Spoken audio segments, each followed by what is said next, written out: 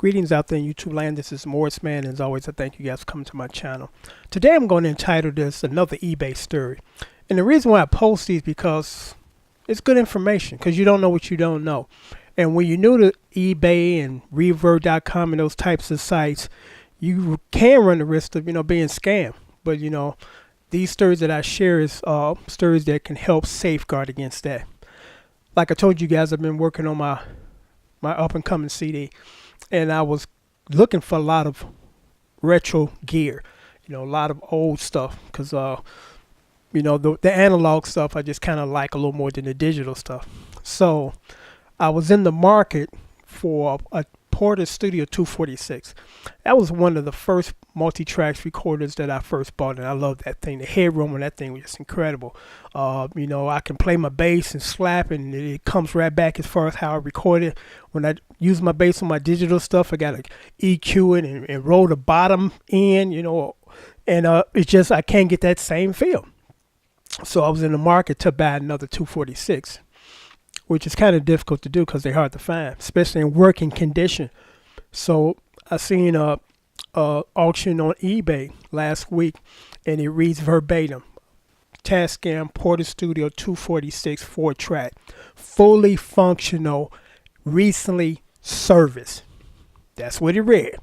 So I looked at the pictures. I'm like, okay, and I bought it, paid $491 for it.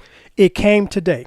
As soon as I got out the box, I knew I was going to have a problem, because when I got out the box, the power cord was this little. Somebody altered the cord, cut it off, and put a little tiny ass stubble cord in there. I'm like, okay, this was not mentioned in the description of the ad, and there definitely was no picture of this little tiny cord. So I'm like, okay, I'm not happy about that, but if it's still quote unquote fully functional, I can live with the small cord. So then I plug it up, because I got to get an extension cord to plug it into the wall, since the cord no bigger than this.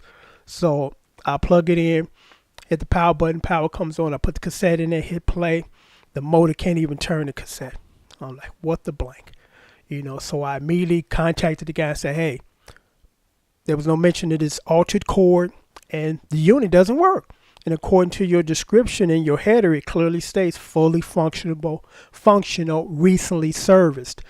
So then his response was, a lot of stuff that he said was just contradictory to what he posted, which was a lie. I did say that there was, the cord was small and there was pictures. And what I like is, once the auction has ended, actually once you've posted, once the auction is ended, you can't go back in as the seller and alter it. It is as it is. So whatever was written stays there. So I'm looking at this, I'm like, there's no mention of no cord, no picture of the cord. And then he claims it worked.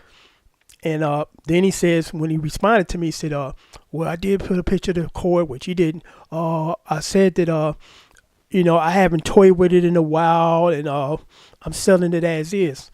According to the header, recently, fully functional, recently serviced. So that means that it's been serviced. And one would assume, of course, it's been tested if it's been serviced and it's working. Wasn't working, long story short. So I told him, I said, hey, I'm packing this up today and I'm sending it back out tomorrow. And I went through eBay to put in a return item request. And his response was, which is ridiculous. Like I said, all those things that are going on with it, it was mentioned in the auction description, which it wasn't. So here's the kicker. So yeah, you can send it back, and I'll be open to sending you a partial refund of $200. So I'm like, let me see if I get this straight.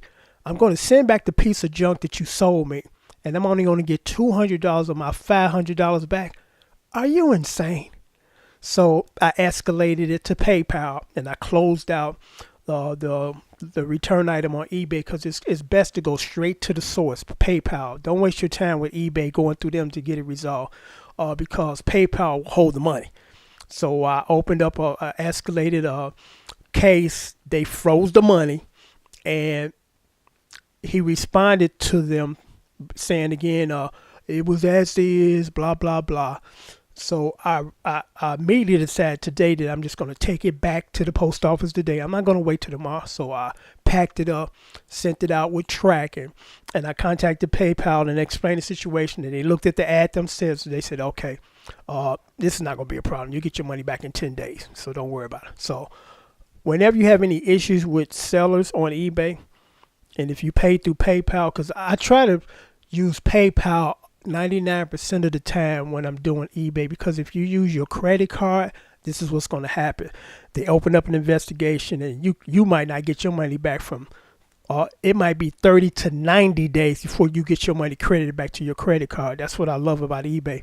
They take action immediately. It ain't no waiting around for 2 months for my money.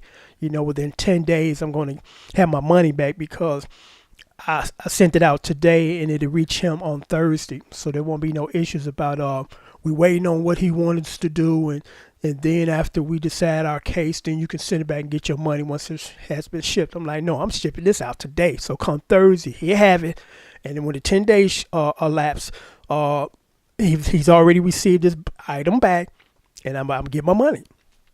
So I'm going to just, wrap this video up. But again, for you beginners that are buying on eBay, if you have any issues like that, because a lot of times when you look at the ad or the auction, sometimes it'll say, they'll grant you a 14-day money back return. If you don't like it, you send it back. Some say seller is not accepting returns.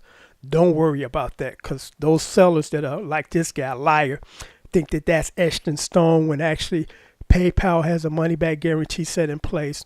Or should I say eBay has a money guarantee protection, product protection in place, and also PayPal. So they bypass that nonsense as far as what people think they want to write, and it's going to be law. Because again, this guy thinking that he's going to sell me some junk, and since he stated that there's no returns, that I'm just out of luck. I don't think so. So I just thought I would share this story with you guys. And until next time, take care. And don't let nobody try to screw you on eBay, because you got your rights and you got a lot of things as far as protecting you, as far as product that come to you that's not as described. Take care. Thanks for watching.